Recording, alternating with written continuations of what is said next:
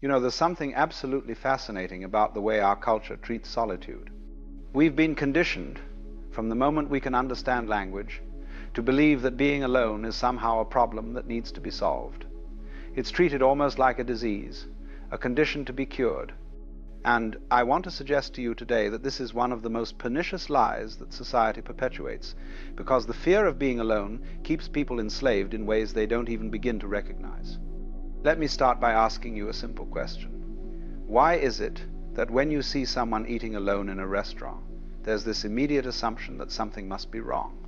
Or when someone chooses to live without a partner, society immediately begins to worry about them, to pity them, to suggest that they must be lonely, must be missing out on something essential. What is this extraordinary prejudice against solitude?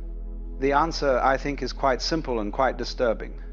Society doesn't want you to be comfortable alone, because a person who is genuinely at peace with solitude is a person who cannot be controlled. Let me explain what I mean by this. You see, the entire structure of our civilization is built on making people dependent on external sources for their sense of well-being. The economy needs you to believe that happiness comes from purchasing things. The entertainment industry needs you to believe that fulfillment comes from constant stimulation. The institution of conventional relationships needs you to believe that you are incomplete without another person. And all of these systems fall apart the moment you discover that you are fundamentally complete as you are. A person who is comfortable being alone is a person who doesn't need to buy things to fill an inner void. They don't need constant entertainment to avoid facing themselves. They don't need to desperately cling to relationships out of fear of being by themselves. In other words, they are useless to a consumer society. They cannot be manipulated through their loneliness, their boredom, their sense of inadequacy. And this is why, from the earliest age, we are taught to fear solitude. Children are constantly encouraged to play with others, to socialize, to be part of groups. And while there's nothing wrong with social interaction in itself, what's interesting is that we never give equal emphasis to teaching children how to be content in their own company. A child who prefers to play alone is often viewed with concern.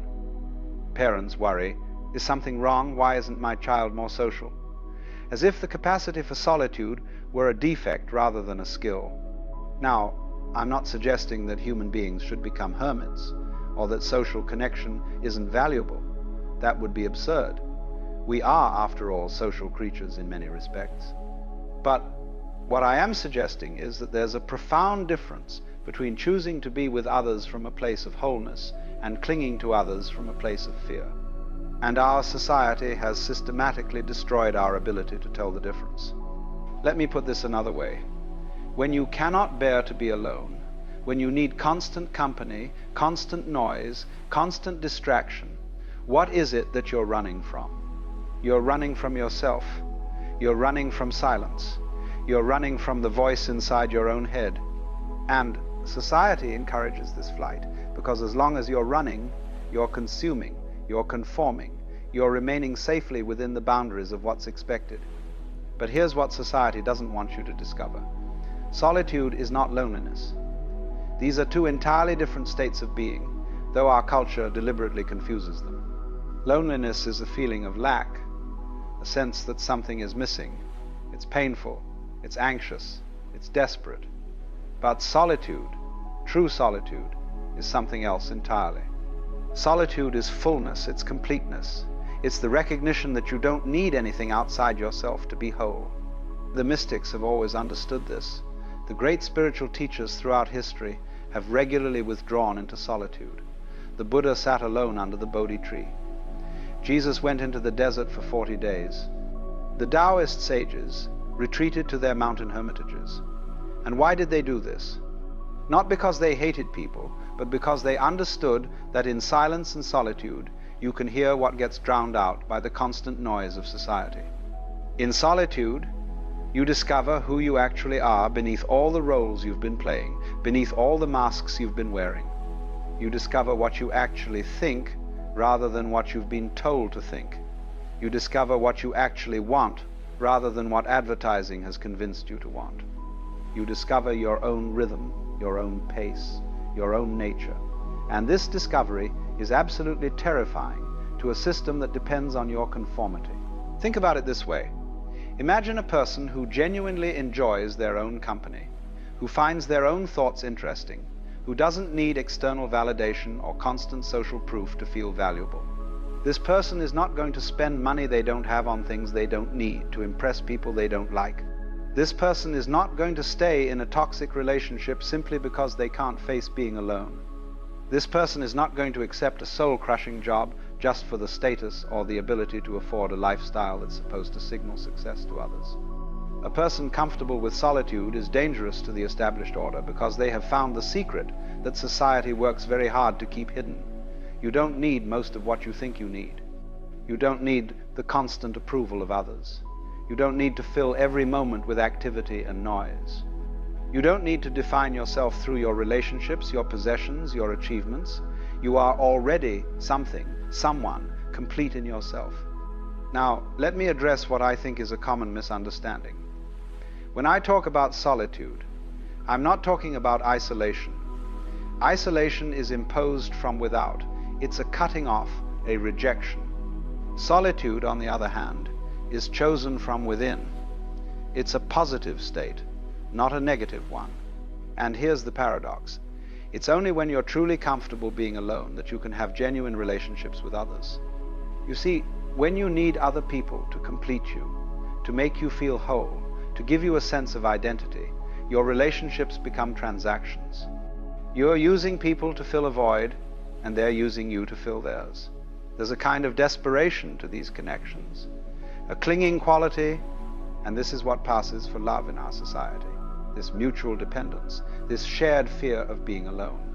But when you're genuinely complete in yourself, when you've learned to be at peace in your own company, then your relationships become something entirely different. They're no longer about need. They're about choice, about genuine appreciation, about sharing rather than taking. You're with someone because you want to be, not because you're afraid not to be. And that changes everything. This is why the people who are most comfortable alone often have the deepest, most authentic relationships. They're not desperate. They're not needy. They're not trying to extract something from you to fill their emptiness. They're already full, and they're simply sharing their fullness with you. Can you see the difference? Society tells you that you need to be in a relationship to be complete, that you need friends to be happy, that you need constant social activity to have a meaningful life. But these are all variations on the same lie, the lie that you are somehow insufficient as you are. And the moment you buy into this lie, you become controllable. You become someone who can be sold products, sold lifestyles, sold the idea that happiness is always just one purchase, one relationship, one achievement away. But here's the truth that nobody wants you to know. The capacity for solitude is one of the greatest freedoms you can develop. When you can be alone without being lonely, when you can enjoy your own company, when you don't need constant external stimulation to feel alive, you become extraordinarily powerful. Not powerful in the sense of having power over others, but powerful in the sense of being free from the manipulations and expectations of society.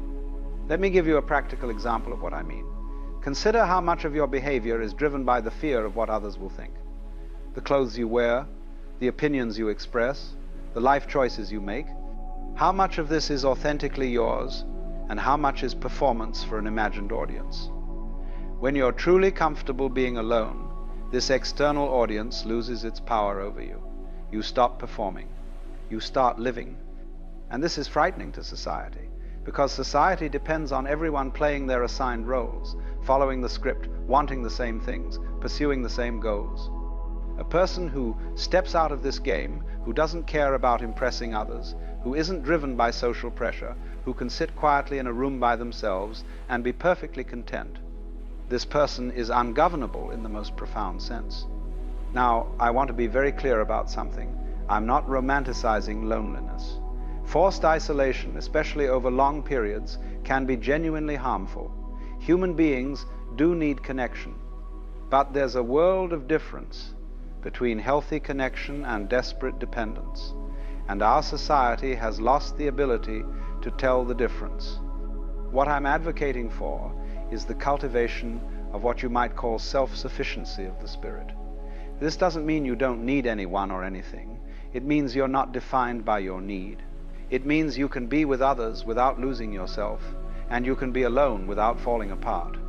This is a kind of psychological equilibrium that our culture actively works against because it produces people who are difficult to control, difficult to sell to, difficult to manipulate through fear.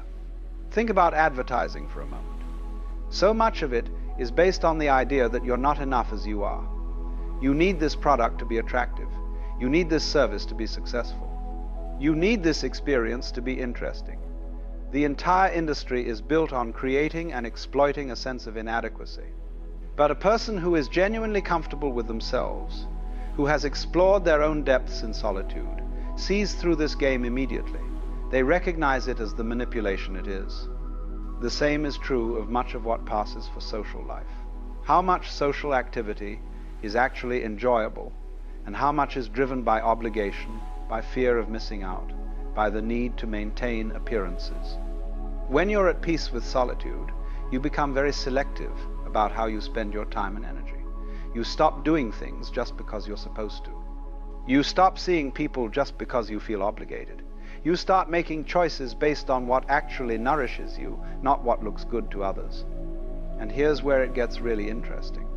The people who are most comfortable alone often find that their social lives actually improve. Why? Because they're no longer desperate for connection. They're no longer trying to use other people to escape themselves. They're present, they're authentic, they're genuinely interested rather than needy. And people can sense this. They're drawn to it. There's a kind of person who seems to suck the energy out of every room they enter. You know the type. They're exhausting to be around because they're constantly seeking validation, constantly performing, constantly trying to get something from you. And then there's another kind of person who seems to add something to every interaction. They're easy to be with because they're not trying to take anything from you. They're complete in themselves, and they're simply sharing that completeness. The difference between these two types is usually their relationship with solitude. The first type cannot be alone. They need constant external validation because they've never developed any internal sense of worth. The second type is perfectly comfortable alone, which means they can be with others without need, without desperation, without that grasping quality that makes relationships so exhausting. Now, let's talk about what actually happens when you spend time alone, really alone, without distraction. At first, it's often deeply uncomfortable. You start to notice all the noise in your head, all the anxiety, all the things you've been running from. This is why most people can't stand it. They immediately reach for their phone, turn on the television, call a friend, anything to avoid facing themselves. But if you can sit with that discomfort, something remarkable begins to happen. The noise starts to settle. The anxiety begins to reveal what it's actually about. You start to see the patterns of your own mind, the habits of thought that have been running your life without your awareness. You begin to distinguish between what you actually think and feel and what you've been conditioned to think and feel.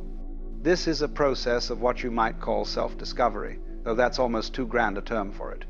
It's more like self-meeting, meeting yourself as you actually are rather than as you imagine yourself to be, or as others have told you that you are. And this meeting can only happen in solitude, because the presence of others inevitably activates our social masks, our performances, our attempts to be seen in a particular way. In true solitude, there's no one to perform for. There's no one to impress. There's no one to hide from. You're just there with yourself as you are. And this can be terrifying because you might discover things about yourself that don't match the image you've been maintaining. You might discover that you don't actually like things you thought you liked. You might discover that you've been living someone else's life, pursuing someone else's dreams, playing a role that was never really yours. But this terror is also the doorway to freedom, because once you see through your own illusions, once you recognize the ways you've been lying to yourself, you can start to make different choices. You can start to live more authentically. You can start to align your outer life with your inner truth. And this alignment is what we might call integrity, in the literal sense of being integrated, whole, not divided against yourself. Society doesn't want you to have this integrity because integrated people are difficult to control. They know what they want and what they don't want.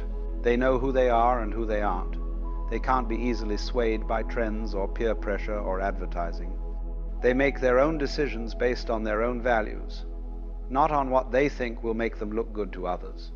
And here's another thing society doesn't tell you about solitude. It's where creativity happens. All the great works of art, literature, music, philosophy, they don't come from committee meetings. They come from individuals who spend time alone with their thoughts, who allow ideas to develop without constant interruption, who can focus deeply without the fragmentation that comes from constant social stimulation. But our modern world is designed to make this kind of deep focus almost impossible. We're encouraged to be constantly connected, constantly available, constantly stimulated. The idea of simply sitting and thinking has become almost quaint, something from a bygone era. And yet this capacity for quiet contemplation is essential for any kind of deep thought, any kind of meaningful creation, any kind of genuine insight. When you're constantly bombarded with other people's ideas, other people's opinions, other people's content, you never have the space to develop your own. You become a kind of echo chamber, repeating what you've absorbed rather than creating something new. But in solitude, in silence, your own voice has a chance to emerge. Your own thoughts have space to develop. Your own creativity can unfold. This is why dictatorships and totalitarian regimes have always been so afraid of solitude. They want constant group activities, constant collective experiences, constant surveillance. Because in solitude, people start to think for themselves. They start to question the official narrative. They start to remember who they are beyond their assigned role in the collective. And our modern society, while not overtly totalitarian, has achieved something similar through different means. We've created a world where solitude is practically unavailable. Even when we're physically alone, we're not really alone. We're checking our devices, consuming content, staying connected. We've lost the art of simply being with ourselves, of sitting quietly without any particular agenda. And the result is a kind of spiritual poverty, a sense of emptiness that we try to fill with more and more external stimulation. We're hungry for something we can't name, so we try to satisfy it with consumption, with entertainment, with constant activity. But the hunger remains, because what we're actually hungry for is ourselves, for a sense of our own presence, for the experience of our own being. Solitude offers this. It's not about being lonely or isolated. It's about being present to yourself, about coming home to yourself. And when you do this regularly, when you make space for genuine solitude in your life, you discover something extraordinary. You discover that you are enough. You don't need all the things society tells you that you need. You don't need to be constantly doing, constantly achieving, constantly seeking approval. You can simply be, and that being is sufficient. This is the great secret that society doesn't want you to know. Because if you realize you're enough as you are, the entire machinery of manipulation falls apart. You can't be sold products that promise to complete you. You can't be controlled through fear of social exclusion. You can't be pressured into conforming to expectations that have nothing to do with who you actually are. A person who has discovered their sufficiency through solitude is truly free. Not free in some abstract philosophical sense, but free in a very practical way. Free to make choices based on what actually matters to them. Free to walk away from situations that don't serve them. Free to be themselves without apology or pretense. And perhaps most importantly, free to genuinely connect with others. Because true connection only happens between two people who are already complete in themselves. When two empty people come together, they don't create fullness. They create a complicated dance of mutual need. But when two full people come together, they create something beautiful, something that enhances both of them without diminishing either. This is what society doesn't want you to know about being alone. That it's not a problem to be solved, but a gift to be received, a space to be cherished, a practice to be cultivated.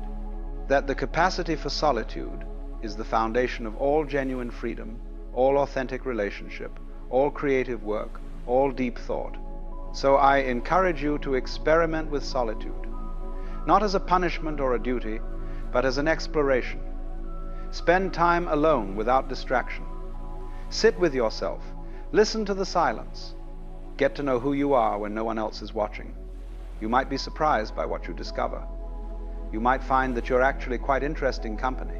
You might find that you've been running from the very thing you most need to find, which is yourself. And in finding yourself, you'll find a kind of freedom that society cannot give you and cannot take away. The freedom of being enough, exactly as you are, right now, without needing anything or anyone to complete you. This is the wisdom of solitude, and it's yours for the taking, if you have the courage to embrace it. Thank you.